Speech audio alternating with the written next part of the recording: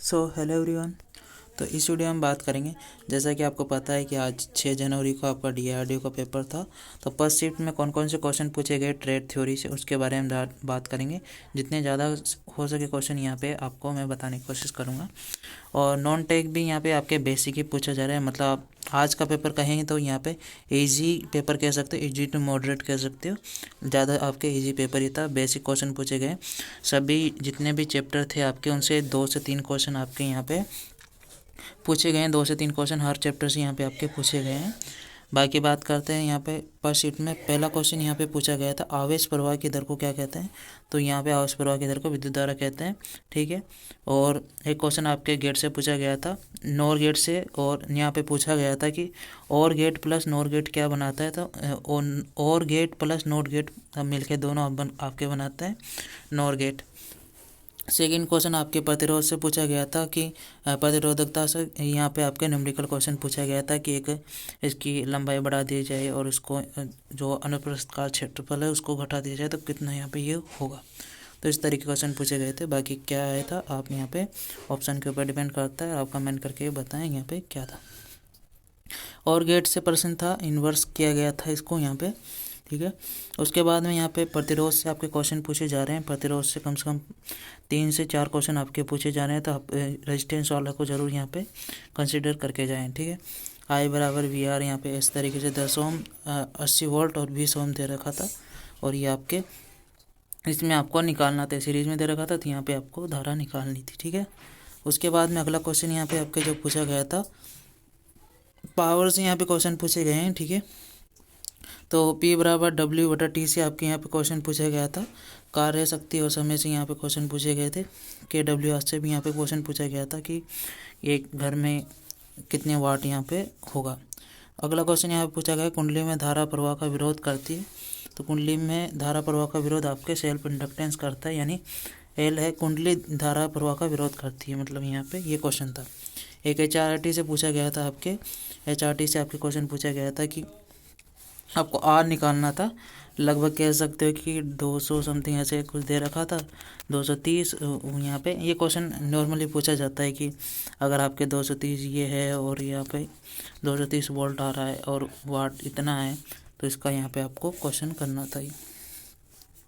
उसके बाद में यहाँ पे आपके पूछा गया था, के से क्वेश्चन पूछा गया था कि इतने टन, इसमें अगर इतने टन है तो यहाँ पे आपके वोल्टेज कितना होगा। तो यहाँ पे आपको वोल्टेज निकालना था, यानी प्राइमरी में इतने टन है तो सेकेंडरी में वोल्टेज का एक मान पूछा गया। आवृत्ति किससे मापी जाती है, तो यहाँ पे वेन्स ब्रिज से मापी जाती है, ठीक है। उसके बाद में 40 आवेश दे रखा था, 8 सेकंड धारा दे रखी, तो आई बराबर Q/T करके आपको इसके एम्पेयर धारा निकालनी थी, ठीक है। उसके बाद में ट्रांसफार्मर का यहाँ पे क्वेश्चन पूछा गया था कि ट्रांसफार्मर का जो ब्रीदर है उसमें क्या भरा जाता है। तो ट्रांसफार्मर के भीतर में सिलिका जेल होती है। यहाँ पे थोड़ा इजी क्वेश्चन था, ये ऐसे पूछ सकते थे कि ट्रांसफार्मर सिलिका जेल का नमी सोखने के बाद क्या रंग हो जाता है, उसके बाद क्या रंग नहीं होता। थोड़ा अच्छा क्वेश्चन रहता है। उसके बाद उत्क्रमणीय क्रिया नहीं करता है। तो यहाँ पे प्राथमिक सेल आपकी उत्क्रमणीय, 2 क्रिया होती है, उत्क्रमणीय और अनुक्रमणीय, यानी ठीक है। तो यहाँ प्राथमिक सेल आपके उत्क्रमणीय क्रिया नहीं करता है, अनुक्रमणीय क्रिया करता है, ठीक है। पावर फैक्टर को डायनेमोमीटर के प्रकार बताइए। यहाँ पे 2 प्रकार है आपके, PC और CC यहाँ पे है। तो यहाँ पे कोयल वाला है एक तो, और एक आपके PC वाला है, ठीक है। उसके बाद में 600 RPM था।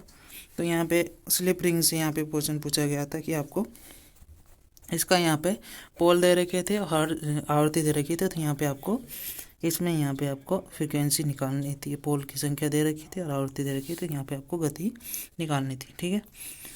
गति दे रखी है और उसके बाद में यहाँ पे इस तरीके से क्वेश्चन दे रखा था, F और P के बीच में संबंध यहाँ पे निकालना था। कॉपर वायर का यहाँ पे मिनिमम यहाँ पे कितना व्यास होता है। तो यहाँ पे निम्न के अनुसार 1 mm² यहाँ पे होता है। बाकी अदर कोई जो एग्ज़ाम है वो 1.5 mm भी यहाँ पे मानते हैं, पर अगर आप करके आओ तो 1 mm² करके आना। उसके बाद में एक फेज मोटर से यहाँ पे एक फेज मोटर किसके समान होती है, या फिर यह ऐसा क्वेश्चन था कि शेडेड पोल मोटर किसके समान होती है, सिंगल फेज के समान होती है। और यहाँ पे आपके सिंक्रोनस मोटर से भी यहाँ पे क्वेश्चन पूछे गए थे, तो सिंक्रोनस मोटर को भी पढ़ के जाए। ट्रांसफार्मर का भाग दिखाया गया था, तो वहाँ पे जो ऑप्शन के अनुसार बुशिंग यहाँ पे आएगा। यूनिवर्सल मोटर किस पे कार्य करती है? तो एसी और डीसी दोनों पे कार्य करती है। इजी क्वेश्चन था। 3 फेज मोटर का जो यहाँ पे वाइंडिंग होती है तो इसके बीच में यहाँ पे आपके फेज अंतर पूछा गया था, कितना फेज अंतर होता है? तो 120 डिग्री होता है, आपको याद रखना है। और सिंगल फेज होता है 90 डिग्री आता था। सीरीज मोटर का यहाँ पे पूछा गया था, तो सीरीज मोटर का यहाँ पे दिया गया था संबंध, यहाँ पे आपको निकालना था। गति नियंत्रण खराब स्थिति यहाँ पे किस में होती है? तो यहाँ पे आपको देखना था। उसके बाद में ल्यूमिनेंस से यहाँ पे क्वेश्चन पूछा गया था, एक न्यूमेरिकल। उसके बाद में मेगर का उपयोग किस में किया जाता है? तो इंसुलेशन मापने के लिए, यानी उच्च प्रतिरोध का यहाँ पे आपके प्रयोग इसमें किया जाता है, मेगर जो आपका होता है। मतलब 2 से 3 क्वेश्चन हर चैप्टर से यहाँ पे पूछे गए थे। अंडरग्राउंड केबल में कौन सा टेस्ट होता है? तो यहाँ पे टेस्ट आपको याद करके जाना है, 2-3-4 टेस्ट यहाँ पे आपको उनको अच्छे से देख लेना है, ठीक है। उसके बाद मेगर में कोयल का नियंत्रण से एक क्वेश्चन था। 50 हर्ट्ज फ्रीक्वेंसी दे रखी, 6 पोल दे रखे, सिंक्रोनस गति निकालनी थी। n बराबर 1.20 इंटू FPS, यानी आपके सिंक्रोनस गति आ जाएगी यहाँ पे आपको 1000 RPM। पुराना क्वेश्चन है ये, सबको पता होगा। ऑटो ट्रांसफार्मर में नहीं होती है, तो यहाँ पे सेकेंडरी कॉइल अलग से नहीं होती है ऑटो ट्रांसफार्मर में। एम्पेयर क्या मापता है? तो आपको पता है एम्पेयर आयन आता है। तो यहाँ पे ये इजी क्वेश्चन था, मतलब बहुत ज़्यादा इजी पेपर आप कह सकते हो आज का था, फर्स्ट शिफ्ट का। तो बाकी सेकंड शिफ्ट के आप क्वेश्चन यहाँ पे कमेंट कर सकते हो। अगर किसी ने सेकंड शिफ्ट का दिया है तो आप टेलीग्राम पे भेज सकते हो, उसके भी मैं आपको बता दूंगा क्या क्या क्वेश्चन आए थे। कौन सा मोटर सेल्फ स्टार्ट नहीं होता था? सिंगल फेज सेल्फ स्टार्ट नहीं होता, 3 फेज होता है सेल्फ स्टार्ट। डेल्टा कनेक्शन में वी और पी यानी वोल्टेज, लाइन वोल्टेज और फेज वोल्टेज के बीच में संबंध पूछा गया था। तो IL बराबर 3 इंटू √3 IP यहाँ पे होता है। तो IP निकालनी थी आपको, मतलब फेज धारा निकालनी थी, लाइन धारा दे रखी थी। दक्षता खराब, दक्षता यहाँ पे मोटर यहाँ पे देख सकते हो, दक्षता कैसे खराब होती है मोटर की, शेडेड पोल यहाँ पे देखने को मिलेगा। दक्षता के कारण यहाँ पे लैंप उत्तेजित होता है, तो यहाँ पे एक लैंप से भी क्वेश्चन पूछा गया था यहाँ पे आपको, तो लैंप से भी यहाँ पे एक क्वेश्चन आपको देखने को मिलेगा। कार्बन का बना होता है लैंप का, उत्तेजित जो लैंप होता है उसका फिलामेंट आपके टंगस्टन फिलामेंट होता है। सीरीज रेजिस्टेंस यहाँ पे काफ़ी क्वेश्चन, मतलब लगभग 5 क्वेश्चन थे। पिन इंसुलेटर में जो कितने kVA तक ये उपयोग किया जाता है उसका क्वेश्चन था। एक CT से वो आपके करंट ट्रांसफार्मर से क्वेश्चन था। मर्क्यूरी लैंप का टाइप पूछा गया था। उसके बाद में हाई जो बेस है उससे यहाँ पे क्वेश्चन पूछा गया था, हेक्सागोनल से। तो यहाँ पे थोड़े क्वेश्चन यहाँ पे वो 1-2 क्वेश्चन औजार से भी थे। डीसी मशीन में कौन सा बाहर भाग दिखाई देता है? तो यहाँ पे आपको पता है कि बॉडी उसका बाहरी भाग है। सर्किट ब्रेकर से थे क्वेश्चन। उसके बाद में HRC फ्यूज का उपयोग यहाँ पे हाई कैपेसिटी के लिए यहाँ पे आपके उपयोग किया जाता है, बहुत ज़्यादा यहाँ पे ज़रूरत है।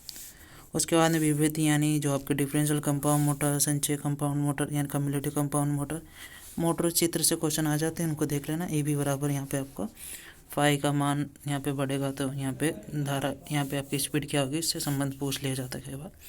संरक्षण टैंक का उपयोग कहाँ किया जाता है? बूस्ट किस प्रकार रखा जाता है?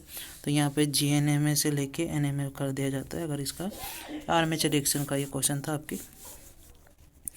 जनरेटर में अपशिष्ट चुंबकत्व यहाँ पे होता है, तो जनरेटर में अपशिष्ट चुंबकत्व कितना होता है? 10%, जो आपके लगभग 10 से 12 वोल्ट यहाँ पे जनरेट कर पाता है, ठीक है।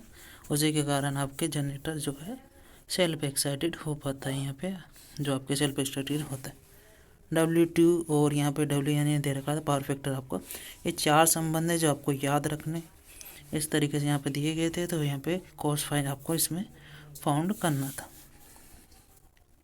उच्च आवृत्ति के लिए कौन सी कोर उपयोग किए जाते हैं? फेराइड कोर वायु यहाँ पे आपके होती है। आंतरिक और बाह्य प्रतिरोध समान होता है। अधिकतम शक्ति स्थानांतरण में यहाँ पे होता है, बाकी ऑप्शन के ऊपर डिपेंड करता है। kVAR और kVAR और किलोवाट ऐसे दे रखा था। मतलब ये आपका जो ये वाला ट्रायंगल है ना, आपको पता ही होगा ये वाला ट्रायंगल। तो पावर फैक्टर यहाँ पे किलोवोल्ट ये वास्तविक शक्ति होती है, ये आपके आभासी शक्ति, और ये आपके जो यहाँ पे आपको देख रहे 3 शक्ति होती है, एक तो वास्तविक शक्ति, एक आभासी शक्ति, और एक और यहाँ पे आपके होती है एक्चुअल पावर जिसे कहते हो। तो यहाँ पे किलोवाट में एक्चुअल पावर, फिर उसके बाद में ये आभासी, और एक और यहाँ पे होती है, याद नहीं आ रहा। विद्युत अपघटन का दूसरा संबंध बताना था। तो विद्युत अपघटन यहाँ पे आपका दूसरा MZIT M1 + M2 M23, तो यहाँ पे ये है। बाकी अगर पहला संबंध पहले नियम से पूछे तो M बराबर ZIT होता है, ये आपके पहले नियम से है। अनुनादी आवर्ती यहाँ पे आपके संबंध पूछा गया था, फ्रीक्वेंसी इससे ही यहाँ पे, तो ये RLC भी आपको याद करके जाना है, इसमें भी पूछ लिया जाएगा। प्रतिकर्षण मोटर का यहाँ पे प्रश्न था एक। उसके बाद में यहाँ पे वो 9 वोल्ट और फुल लोड पे यहाँ पे क्या होता है, वो यहाँ पे वोल्टेज रेगुलेशन से प्रश्न था, ठीक है। उसके बाद वितरण ट्रांसफार्मर यानी डिस्ट्रीब्यूशन ट्रांसफार्मर होता है शीतलन में के लिए तेल प्रकार के ट्रांसफार्मर तेल का उपयोग किया जाता है, ठीक है। शीतलन के लिए तेल का उपयोग किया जाता है। उसके बाद में बैटरी की दक्षता यहाँ पे एम्पेयर हावर, एक वाट हावर भी होती है, तो एम्पेयर हावर की दक्षता ज़्यादा होती है, वाट हावर की कम होती है। इसकी लगभग 90 से 95 होती है, इसकी 80 होती है, लगभग 80 के समथिंग होती है, 75 से 80 के समथिंग। फेज अनुक्रम में कुंडलियाँ पूछी गई थी। वाट मीटर के साथ उच्च धारा का मापन CT के लिए किया जाता है। टॉर्क किसके समानुपाती होता है, ये आपका क्वेश्चन पूछा गया था, ठीक है। उसके बाद में यहाँ पे सोल्डरिंग बिट तांबे से निर्मित होता है, लोहे से उसको पटलित कर दिया जाता है। लेमिनेशन से कौन सी हानि यहाँ पे दूर की जाती है, तो लेमिनेशन की आपको एडी करंट लॉस यहाँ पे दूर की जाए। तो सेतिल यानी की बात करेंगे तो वो आपके सिलिकॉन की इसमें मात्रा मिला दी जाती है, उससे आपके सेतिल यानी हिस्टेरेसिस लॉस कम हो जाते हैं। डिजिटल परिवर्तन में अधिकतम मान कितना होता है, तो यहाँ पे आपको अधिकतम जो मान होता है वो आपके 1 होता है। बाकी ये इस तरीके से क्वेश्चन पूछे गए थे। आप कमेंट करके बताएं कि कितने यहाँ पे आपके क्वेश्चन बैठ रहे हैं और कितने नंबर आपके 120 में से आ रहे हैं, वो भी आप कमेंट करके बताएं। बाकी सेकंड शिफ्ट में कौन कौन से क्वेश्चन आए थे, अगर आप भेज सकते हो तो उसका भी मैं आपको वीडियो बना दूंगा। बाकी ये था इस वीडियो में, मिलते हैं नेक्स्ट वीडियो में नेक्स्ट अपडेट के साथ।